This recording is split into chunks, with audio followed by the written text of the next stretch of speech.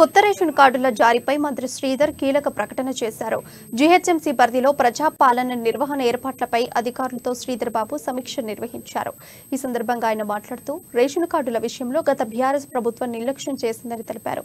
కొత్త రేషన్ కార్డులు జారీ చేయడం, పాత కార్డులను తీసేయడం వంటి ప్రక్రియ చేపట్టలేదన్నారు. కాంగ్రెస్ ప్రభుత్వం కొత్త రేషన్ కార్డుల జారీ ప్రక్రియ చేపడుతుందని తెలిపారు. అయితే కొత్త రేషన్ కార్డుల జారీకి ఇంకా విధి విధానాలు ఖరారు కాలేదని, లబ్ధిదారుల ఎంపికకు ఇంకా గైడ్లైన్ సిద్ధం కాలేదని కీలక ప్రకటన చేశారు.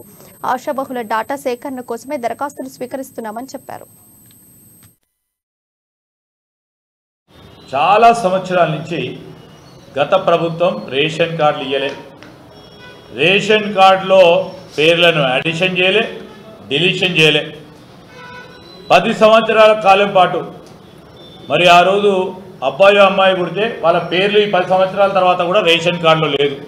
అలాంటి వారందరికీ మరి అడిషన్ చేయడానికి, డిలీషన్ చేయడానికి అసలే రేషన్ కార్డు లేని వారికి రేషన్ కార్డు మాకు లేదు, ఫలానా పేరుతోని రాలేదు, ఇంకా మాకు రేషన్ కార్డు లేదు అని దరఖాస్తు ఇస్తే దాన్ని కూడా స్వీకరించి ఎవరైతే అర్హులైన వారికి ఉన్నారో వారికి రేషన్ కార్డు ఇవ్వడం జరుగుతుంది. అదేవిధంగా అడిషన్, డిలీషన్ కూడా చేయడం జరుగుతుంది. స్పష్టత వచ్చిందా? మీకు వస్తే వాళ్ళకు వస్తున్నట్టు. ప్రధానంగా మేము ఎలక్షన్లో కూడా చెప్పింది ఏంది, కొత్త రేషన్ కార్డు ఇవ్వటం మా లక్ష్యం అని చెప్పినాం.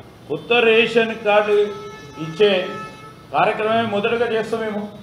ఇంకా మీ గైడ్లైన్స్ పూర్తి స్థాయిలో చేయకుండా మీరే ఊహించుకుంటే ఎట్లా? మళ్ళా నేనుంటాను, మా సోదరులు కూడా ఉంటారు.